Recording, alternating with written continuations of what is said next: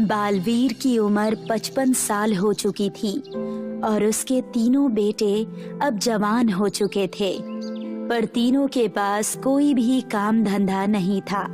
बालवीर सोचता है कि वो अपने बेटों को अपनी संपत्ति बांटने के बजाय उनको कोई काम दे ताकि वो मेहनत करना सीख सकें। बेटा, अब मैं बूढ़ा हो रहा हूँ, इसीलिए मैं चाहता हूँ कि तुम तीनों को कोई व्यवसाय सौंप दो ताकि तुम अपने अपने पैरों पर खड़े हो सको। बालवीर की ये बात सुनकर उसके दो बेटे खुश हो गए कि पिताजी उनको व्यवसाय चुनकर दे रहे हैं, पर सबसे बड़ा बेटा अधिवीर इस बात से सहमत नहीं था। ये क्या पिताजी, जब आपके पास इतनी संपत्ति है तो हम लोगों को कोई काम करने की क्या जरूरत है? आप अपनी संपत्ति हम सब में बराबर बांट दीजिए और बात खत्म कीजिए।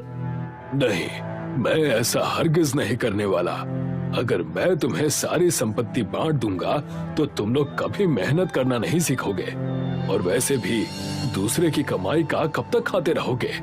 कभी ना कभी तो खुद का काम करना ही पड़ेगा। ठीक है, जब आपने सोच ही लिया है तो बता दीजिए कि आप हमसे कौन सा व्यवसाय कराना चाहते हैं। मैं तुम तीनों को 20-20 मुर्गियां खरीद कर दूंगा और तुम मुर्गी पालन करोगे। ये बात सुनकर अधिवीर और भी उदास हो गया। वो समझ रहा था कि उसके पिताजी ने उसके लिए कोई कारखाना बनाने की सोची होगी। इस काम में तो मेहनत ही मेहनत है, कोई ऐसा काम दे दीजिए जो आसानी से हो सके। मेहनत वाला काम है, इसीलिए तो मैंने ये काम चुना है। तुम सबकी उम्र 30 साल के ऊपर हो चुकी है, पर अभी तक तुम लोग बेरोजगार हो। मुर्गी फार्म चलाने से कम मेहनत करना तो सीखोगे। अब बालवीर अपने तीनों बेटों में से हर एक को 20 मुर्गियां खरीद कर देता है और सबको मुर्गियां रखने के लिए एक एक लोहे की जाली भी देता है। लगता है पिताजी का दिमाग इस बुढ़ापे में काम करना बंद कर रहा है। अच्छा खासा तीनों को संपत्ति का बराबर हिस्सा दे देते तो क्या बिगड़ जाता। पता नहीं कहां से ये आफत सर पर खड़ी करके दे दी। अधिवीर बुरे मन से मुर्गियों और लोहे की जाली लेता है और खाना खाने के लिए चला जाता है। आज तो खाना खाकर जल्दी सो जाऊंगा, कल से तो मुर्गियों की सेवा में ही लगना पड़ेगा। अधिवीर खुद तो खाना खाकर सो जाता है, पर वो अपनी मुर्गियों को दाना डालना भूल जाता है और उसकी मुर्गियां पूरी रात भूखी रहती हैं। अगली सुबह भी वो देर से उठता है। उठ जा बेटा, तेरी मुर्गियों ने तो चिल्ला चिल्ला कर सारा घर सिर पर उठा लिया है। उनको कुछ दाना पानी दे दे, नहीं तो चिल्ला चिल्ला कर मेरे कान खराब कर देंगी। जाकर देखता हूँ कि क्या बात हो गई है।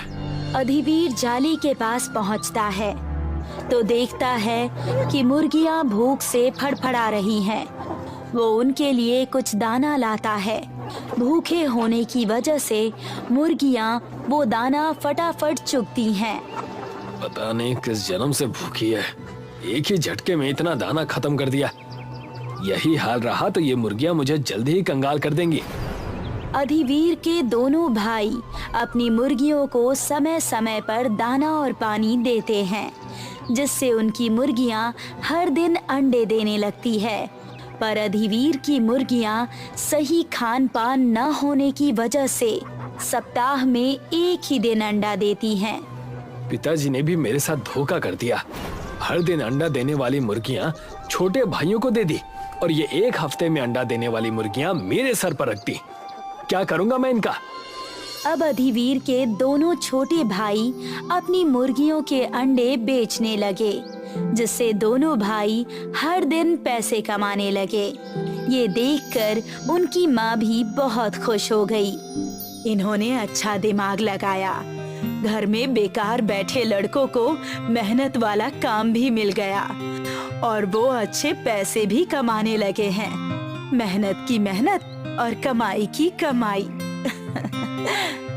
दोनों भाई जल्दी ही अंडे बेचकर खूब पैसे कमा रहे थे, पर अधिवीर के पास हफ्ते में ही अंडे जमा हो पाते थे। वो दोनों भाइयों की इस सफलता को देखकर जलने लगा। मेरी मुर्गियां अंडे नहीं दे रही हैं। जरूर इसमें छोटे भाइयों का कुछ झोल है, पर मैं भी कम नहीं हूँ। आज रात सारी बाजी ही पलट दूंगा। जैसी ही रात होती है और सभी लोग खाना खाकर सो जाते हैं, यही सही समय है। अब दिखाता हूँ मैं अपना करतब। अधिवीर अपने हिस्से की 10 मुर्गियां एक भाई की जाली में रखता है और वहां से हर दिन अंडा देने वाली 10 मुर्गियों को अपनी जाली में ले आता है। साथ ही अपनी दूसरी 10 मुर्गियां दूसरे भाई की जाली में रखता है और वहां से भी 10 मुर्गियों को अपनी जाली में रख लेता है। ये हो गई मुर्गियों की अदला बदली। वैसे भी सभी मुर्गियां एक ही रंग की हैं। किसी को क्या पता चलेगा कि मैंने मुर्गियां बदली है। मुर्गियों की अदला बदली करने के बाद अधिवीर अपने कमरे में जाता है। अगली सुबह वो देर से उठता है। अब से तो मैं भी हर दिन अंडा गिनूंगा और बाजार में अंडे बेचकर अच्छे पैसे कमाऊंगा। अधिवीर की चुराई हुई मुर्गियों को समय पर खाने की आदत थी और दाना न मिलने की वजह से वो लोहे की जाली को ही चुगने लगी, जिससे वो लोहे के अंडे देती हैं। जब अधिवीर जाली के पास जाता है तो लोहे के अंडे देखकर वो हैरान हो जाता है। ये क्या? ये मुर्गियां तो लोहे के अंडे दे रही हैं। लगता है मेरे दोनों भाई लोहे के अंडे बेचकर ही इतने पैसे कमा रहे हैं। अधिवीर के दिमाग में एक विचार आता है कि वो इन लोहे के अंडों को लुहार के पास बेचेगा और वो लुहार से बात करने के लिए उसके पास जाता है। कैसे हो लुहार भाई? जैसा पहले था वैसा ही हूँ। काम धाम कुछ चल नहीं रहा है, कैसा होऊंगा? लगता है तुम थोड़े गुस्से में हो, पर मैं अभी तुम्हारा गुस्सा शांत किए देता हूँ। मेरे पास ऐसी चीज है जिससे तुम और मैं दोनों अच्छे पैसे कमा सकते हैं। बात को जलेबी की तरह घुमा कर मत बोलो। क्या चीज है? साफ साफ कहो। मेरे पास 20 मुर्गियां हैं जो लोहे के अंडे देती हैं। तुम उन लोहे के अंडों को पिघलाकर लोहा बेचो और जो पैसे कमाओ उसका आधा हिस्सा मुझे दे दो। सुबह सुबह मैं ही मिला था बेवकूफ बनाने के लिए। भला ऐसी भी कोई मुर्गी होती है जो लोहे का अंडा देती हो? हाँ, मेरी मुर्गियां देती हैं। क्या तुम्हें मेरी बात पर यकीन नहीं है? नहीं, हरगिज नहीं। और तुम अभी यहाँ से निकल जाओ। एक तो मेरा काम ठीक से नहीं चल रहा, ऊपर से तुम सुबह सुबह मेरा दिमाग खा रहे हो। देखो, मैं झूठ नहीं कह रहा हूँ। मेरे पास सच में 20 मुर्गियां हैं जो कि लोहे के अंडे देती हैं। तुम्हें यकीन दिलाने के लिए मैं कोई भी शर्त लगाने के लिए तैयार हूँ। बोलो, जो भी तुम कहो मुझे मंजूर है। अगर ये बात सच नहीं हुई तो तुम शर्त में अपनी 20 मुर्गियां हार जाओगे। क्या तुम्हें मेरी शर्त मंजूर है? हाँ, खुशी खुशी मंजूर है। पर ये सब मैं खुद अपनी आंखों के सामने देखूंगा। तुम अपनी मुर्गियां यहाँ लेकर आओ। अगर वो लोहे के अंडे देंगी तो मैं उन्हें अच्छी कीमत में खरीद लूंगा, और अगर ऐसा नहीं हुआ तो सारी मुर्गियां शर्त के मुताबिक मेरी हो जाएंगी। ठीक है, मैं अभी मुर्गियां लेकर आता हूँ। अधिवीर अपने घर जाता है और वहाँ से अपनी सारी मुर्गियाँ लेकर आता है। लुहार इन मुर्गियों को अपने यहाँ एक जाली में रख लेता है। मुर्गियों को भूख लगी है, इसलिए वो आवाज करने लगती हैं। भूख से चिल्ला रही हैं, इनके लिए कुछ दाना लाना होगा। लुहार दुकान पर जाता है और वहाँ से मुर्गियों के लिए दाना लाता है और जाली में डाल देता है। भूखी होने की वजह से मुर्गियाँ सारा दाना चुग लेती हैं। लगता है तुम इन्हें खाना नहीं खिलाते हो। देखो, भूख से कैसे सारा दाना चुग लिया। अधिवीर अब मुर्गियों के अंडे देने का इंतजार करने लगा। कुछ देर में मुर्गियों ने अंडा दे दिया। लो भाई, जाओ जाकर लोहे के अंडे उठा लो। लुहार जाली के पास जाता है और देखता है कि सभी मुर्गियों ने लोहे के बजाय बाकी मुर्गियों के जैसे ही सादे अंडे दिए हैं। ये तो लोहे के अंडे नहीं है। अब तो बेटा तुम अपनी मुर्गियां भी शर्त में हार गए हो। ये कैसे हो सकता है? कल ही तो इन्होंने लोहे के अंडे दिए थे। आपको यकीन नहीं है तो मेरे घर पर चलकर देख लीजिए। मुझे कहीं नहीं जाना। अब तुम यहाँ से जाओ और इन मुर्गियों को हमेशा के लिए भूल जाओ। अब ये मेरी हो चुकी हैं। मुर्गियां चले जाने की वजह से अधिवीर बहुत दुखी हो गया, क्योंकि ये सब उसके लालच और आलसीपन की वजह से हुआ था। वो घर आता है तो देखता है कि उसने जो मुर्गियां अपने भाइयों की जाली में रखी थी, वे सभी अब हर दिन अंडे दे रही हैं। तेरी सारी मुर्गियां कहाँ चली गई? और ये जाली किसने काटी है? सारा लोहा कुतर दिया है। अधिवीर ध्यान से जाली को देखता है तो उसको समझ आता है कि ये जाली मुर्गियों ने भूख से कुतर डाली थी। उसको अपनी गलती का एहसास होता है और वो सारी बात अपने पिताजी को बताता है। मुझे माफ कर दीजिए पिताजी, अब से मैं कभी भी लालच नहीं करूंगा, साथ ही कड़ी मेहनत करूंगा। पिताजी उसको माफ कर देते हैं और उसे नई मुर्गियां खरीद कर देते हैं, जिन्हें वो अब मेहनत करके पालता है। एक अमरनाथ नाम का गांव था, जहां रमन नाम का आदमी रहता था। वो बहुत ही नेक दिल इंसान था, लेकिन लोग उसको बेवकूफ बनाकर अपना सारा काम करवा लिया करते थे। ऐसे ही एक दिन मोतीलाल, जो कि एक कंजूस सेठ था, वो रमन को बुलाकर कहता है, अरे ओ रमन, जरा इधर आ तो। जी मालिक, क्या हुआ? एक काम कर, जरा मेरा गोदाम साफ कर दे, बहुत गंदा हो गया है। मालिक, मैं तो खेत पर काम करने के लिए जा रहा था ताकि कुछ पैसे कमा सकूं। मुझे अपना गुजारा भी तो करना है ना मालिक। अरे तुझे पैसे की क्या जरूरत है? तुझ पर तो माता लक्ष्मी खुद ब खुद मेहरबान हो जाएंगी। आखिर वो कैसे होगा? देख, माता लक्ष्मी ऐसी जगह वास करती हैं जहां साफ सफाई रहती है। तो अगर तू मेरा गोदाम अच्छे से साफ सुथरा और एकदम चकाचक कर देगा तो माता लक्ष्मी तुझसे बहुत प्रसन्न हो जाएंगी और खुद चलकर तेरे घर आ जाएंगी। रमन मोतीलाल का काम करना नहीं चाहता था, पर वो मना नहीं कर पाता और उसकी बात मान जाता है। वो अपनी पूरी मेहनत से उसका गोदाम एकदम साफ कर देता है। साफ सफाई करने के बाद वो अपने घर चला जाता है। अरे, आप तो बहुत जल्दी वापस आ गए, क्या हुआ? खेत पर नहीं गए क्या? ये सुनकर रमन अपनी पत्नी को सारी बात बताता है। उसकी सारी बात जानने के बाद रमन की पत्नी बिगड़ते हुए कहती है, आखिर आप कब तक लोगों की बातों से बेवकूफ बनते रहेंगे? बताइए ना, लोग हमेशा आपको बेवकूफ बनाकर आपसे मेहनत वाला काम करवा लेते हैं और आप बदले में कुछ भी नहीं लेते हैं। ऐसा कब तक चलेगा? मैं क्या करूं?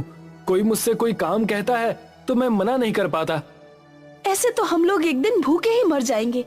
ये बड़े बड़े लोग कितना फायदा उठाते हैं और आप बस चुपचाप उनका काम करते रहते हैं। कोई बात नहीं कमला, एक ना एक दिन मुझे मेरे कर्म का फल जरूर मिलेगा। भगवान के घर देर है पर अंधेर नहीं। वो बात तो आपकी सही है, भगवान तो अपने भक्तों की हमेशा सुनता है, लेकिन हमें भी तो मेहनत करनी पड़ती है। बिना मेहनत के कुछ नहीं मिलता। अरे तुम बस भगवान पर यकीन रखो, जो होगा भगवान की कृपा से अच्छा ही होगा। लेकिन अभी मैं क्या करूं? घर में खाने को केवल आज रात का ही राशन है। अगर ये भी खत्म हो गया तो कल खाने के लाले पड़ जाएंगे। भाग्यवान, तुम कल की चिंता मत करो, कल मैं कुछ न कुछ इंतजाम जरूर कर लूंगा, ये मेरा वादा है। आप कहते हैं तो ठीक है, मैं तो भगवान और आपके ही भरोसे जी रही हूँ। तभी उनके दरवाजे पर एक अम्मा आती हैं। कहती हैं, अरे कोई है क्या जो मुझ गरीब की मदद करे? अरे कुछ खाने को हो तो दे दो, मैं कई दिनों से भूखी हूँ। अम्मा, आप अंदर आ जाइए। रमन और उसकी पत्नी अम्मा की बहुत खातिरदारी करते हैं। उसके बाद अम्मा देखती हैं कि घर में उनके खाने के लिए कुछ भी नहीं बचा है। बेटा, तूने सब कुछ मुझे खिला दिया, अब तू और तेरी बीवी क्या खाएंगे? ये सुनकर रमन कहता है, कोई बात नहीं अम्मा, अतिथि तो भगवान समान होता है, तो पहले भगवान को भोजन कराना चाहिए, और वैसे भी हम तो कुछ भी खाकर काम चला लेंगे। आपका पेट भर गया, यही हमारे लिए बहुत है। तुम्हारी ऐसी सेवा भक्ति देखकर मैं तो बहुत प्रसन्न हो गई हूँ। आजकल भला कौन किसी भूखे को खाना खिलाता है? तुम लोग धन्य हो। तब एक रोशनी होती है और देखते ही देखते अम्मा अपने असली रूप में आ जाती हैं। वो कोई और नहीं बल्कि धरती माता होती हैं, जो भेष बदलकर रमन के घर आई होती हैं। धरती माता को देखकर दोनों प्रणाम करते हैं। तब धरती माँ उन दोनों को कहती हैं, मैं तुम दोनों के स्वभाव से बहुत खुश हूँ। तुम दोनों बहुत नेक दिल हो। खुद के पास भोजन ना होते हुए भी तुमने एक अनजान को अपना खाना दिया। बताओ तुम्हें क्या चाहिए? माता, आपने हमें दर्शन दिए, हम तो वैसे ही धन्य हो गए। हमें और कुछ नहीं चाहिए। तुम दोनों का इतना नेक दिल है कि मैं तुम दोनों से बिना मिले नहीं रह पाई। इसीलिए मैं तुम दोनों से मिलने तुम्हारे पास आ गई। तुम दोनों मुझे माँ मानते हो, तो बताओ मैं तुम दोनों के लिए क्या कर सकती हूँ? मैं तो एक मामूली सा इंसान हूँ। मैं खेती करके अपना गुजारा करना चाहता हूँ, लेकिन मेरे पास खेती करने के लिए कोई जमीन नहीं है और ना ही इतना धन है कि मैं खेती करने के लिए बीज या खाद की व्यवस्था कर सकूं। मैं तो बस चाहता हूँ कि मैं खेती करके इतना कमा सकूं ताकि ना मैं भूखा रहूं और ना ही मेरे घर से कोई भूखा जाए। ये सुनकर धरती माँ बहुत खुश हो जाती हैं और रमन को एक मंत्र बताती हैं। चंद्र आगमन, धरती माँ कृषि जागमन। जब जब तुम ये मंत्र पढ़ोगे तब तब तुम चांद पर पहुँच जाओगे और तुम वहाँ जाकर किसी भी चीज की खेती कर सकते हो।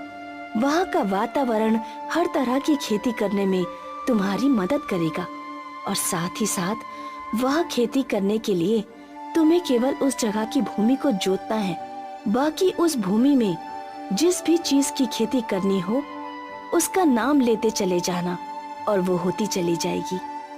वहाँ तुम जिस भी चीज का नाम लोगे वो खेती अपने आप उगना शुरू हो जाएगी। तुम केवल उस खेती का पूरा ध्यान रखना और सही समय आने पर अपनी खेती से अपना व्यापार शुरू करना। क्या सच में ऐसा होगा? हाँ पुत्र, इस बात का ध्यान रखना कि जो भी खेती तुम करो उससे बाकी लोगों का भी भला होना चाहिए। अपने से पहले हमेशा दूसरों की मदद करने का सोचना, वरना हो सकता है ये मंत्र काम ना करे। ये कहकर माता वहाँ से गायब हो जाती हैं। इसके बाद वो दोनों उस मंत्र को एक बार पढ़ते हैं। चंद्र आगमन, धरती माँ कृषि जागमन। चंद्र आगमन, धरती माँ कृषि जागमन। जैसे ही दोनों मंत्र पढ़ते हैं तो वो पाते हैं कि अब वो दोनों चांद पर हैं। पर फिर सोचते हैं कि वो किस चीज की खेती करें। तो बहुत सोचने के बाद रमन कहता है, क्यों ना हम लोग सूरज की खेती करें, क्योंकि आज भी बहुत से गांव के लोग ऐसे हैं जो खेती करते हैं पर उनको ठीक प्रकार से सूरज की किरणें नहीं मिल पाती हैं, जिसके कारण उनकी फसलें खराब हो जाती हैं। आज भी ऐसे बहुत सारे गांव व शहर हैं जहां पर किसानों को बहुत दिक्कतों का सामना करना पड़ता है। तो अगर हम उनको सूरज बेच देंगे, अपनी फसलों को कई प्रकार का फायदा पहुंचा पाएंगे, जिससे उनकी फसलें बहुत अच्छी होंगी और इससे हमें भी मुनाफा होगा। ये तो बहुत ही अच्छा विचार है, हमें ऐसा ही करना चाहिए। तो ये सोचकर दोनों चांद पर सूरज की खेती करना शुरू कर देते हैं और थोड़े ही दिनों में उसमें बहुत सारे सूरज दिखाई देते हैं। धरती माँ ने जैसा कहा था वैसा ही हुआ है। देखो कितने सारे सूरज निकल आए हैं। वो लोग धरती पर आ जाते हैं और पूरे गांव में सबको बता देते हैं कि जिनको भी सूरज चाहिए वो कुछ पैसों में ही सूरज खरीद सकते हैं। इस पर गांव वाले हैरान हो जाते हैं और सूरज खरीदने के लिए तैयार हो जाते हैं। रमन, मैंने सुना है तुम सूरज बेच रहे हो। भला ऐसा भी कहीं होता है क्या? दिखाओ तो जरा। हाँ, अभी दिखाता हूँ। रमन उस गांव वाले को सूरज दिखाता है तो वो हैरान रह जाता है और कहता है, अरे बाप रे, ये तो सच में छोटा सा सूरज है।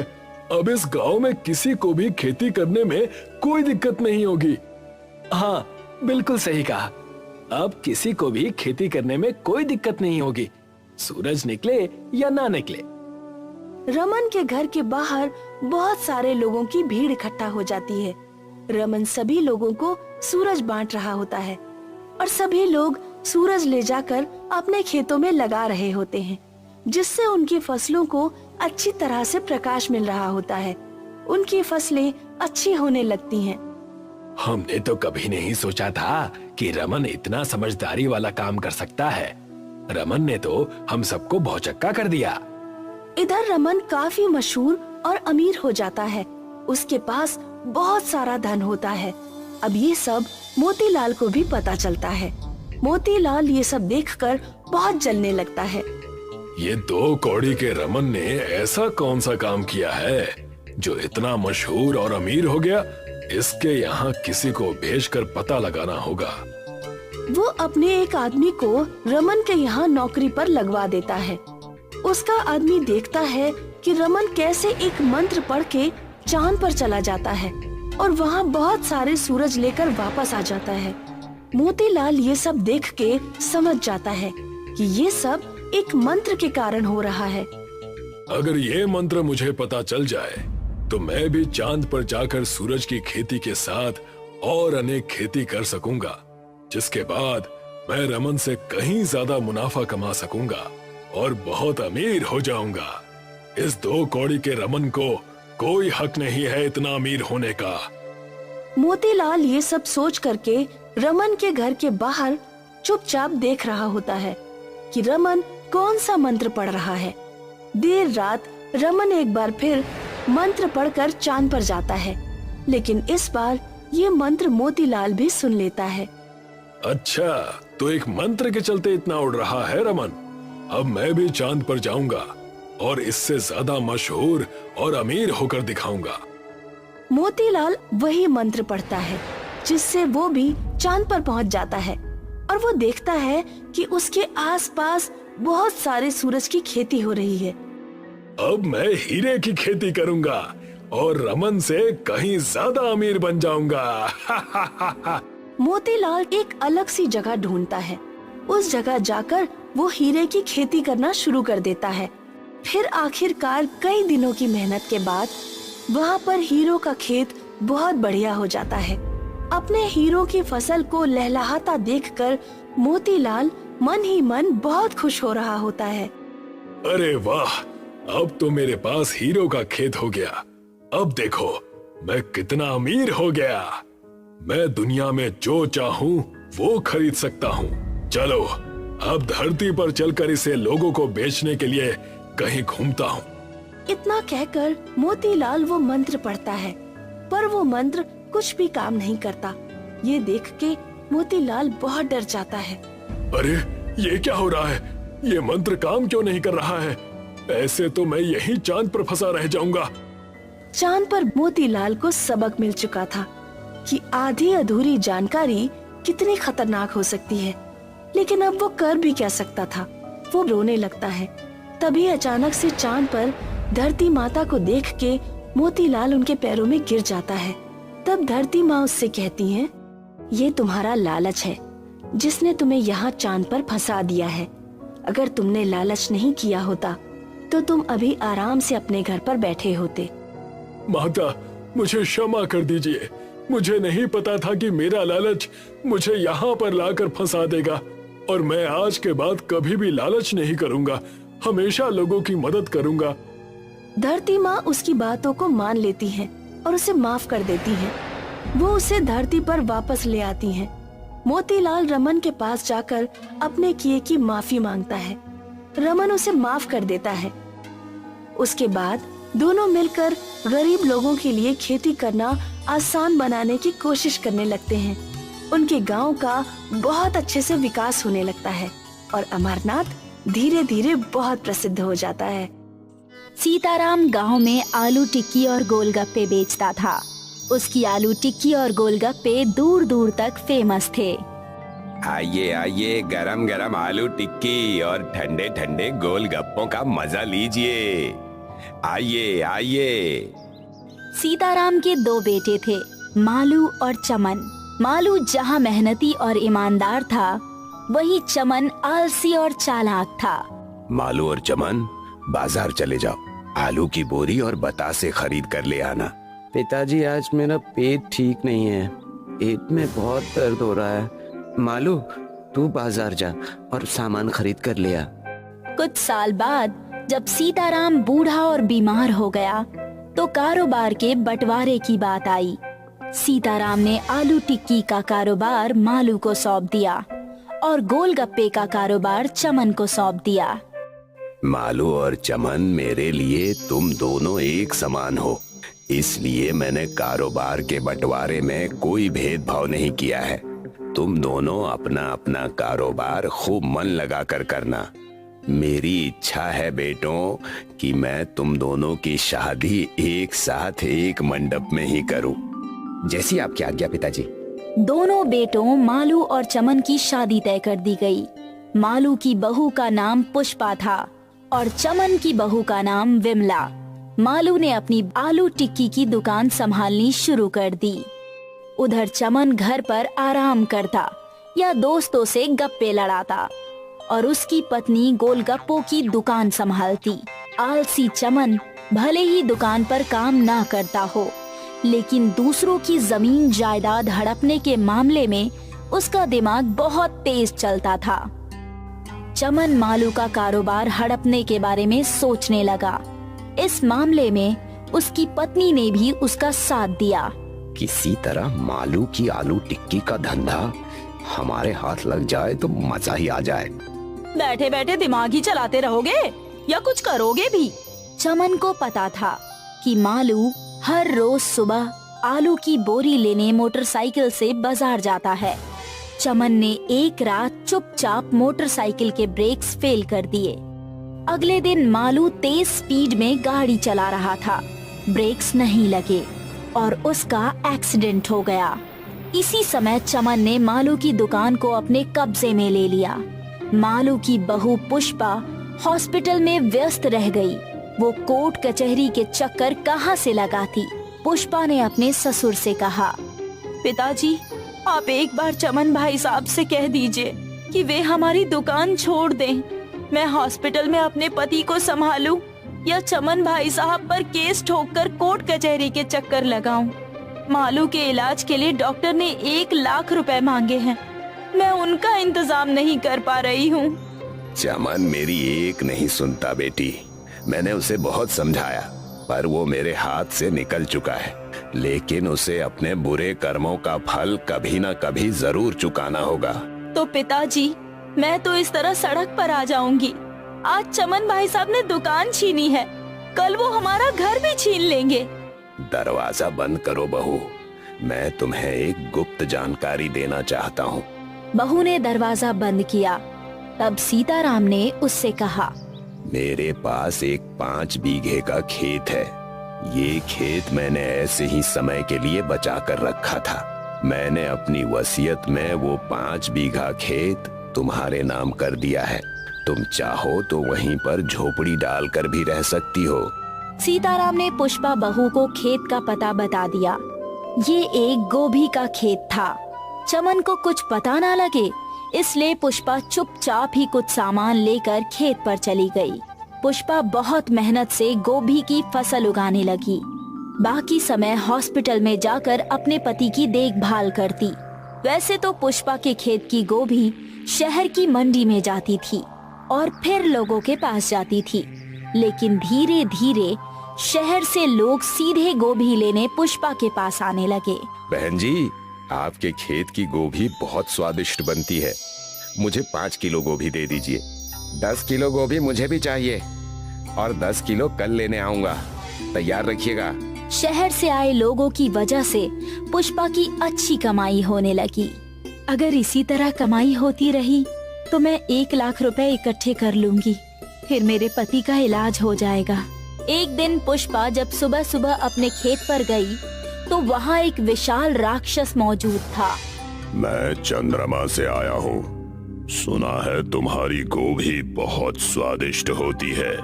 तुम मुझे और मेरे भाइयों को गोभी बनाकर खिलाओ। मेरे पास तुम्हें गोभी बनाकर खिलाने का टाइम नहीं है, यहाँ से चले जाओ। मैं जो ऑर्डर देता हूँ उसे पूरा करना होता है। राक्षस ने पुष्पा के खेत की 10 किलो गोभी और पुष्पा को उठाया और उड़ाकर चंद्रमा पर ले गया।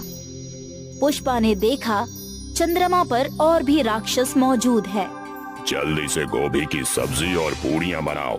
जितनी जल्दी अपना काम खत्म कर लोगी, उतनी जल्दी मैं तुम्हें पृथ्वी पर छोड़ आऊंगा। तुम समझते क्यों नहीं?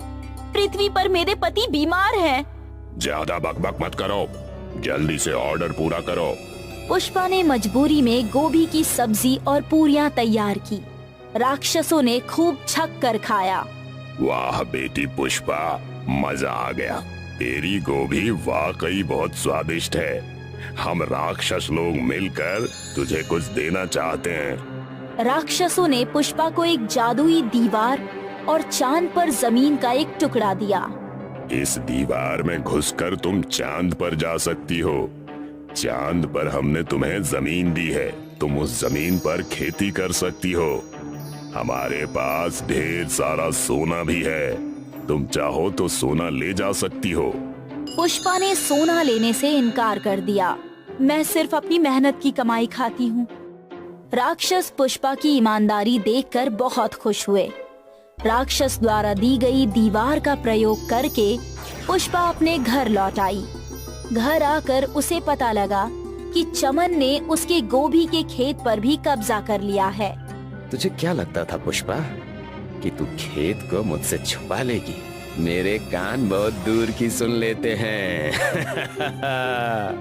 जब गोभी का खेत भी छिन गया तो पुष्पा निराश नहीं हुई और ना ही कोर्ट कचहरी गई, क्योंकि उसके पास चांद पर खेत था।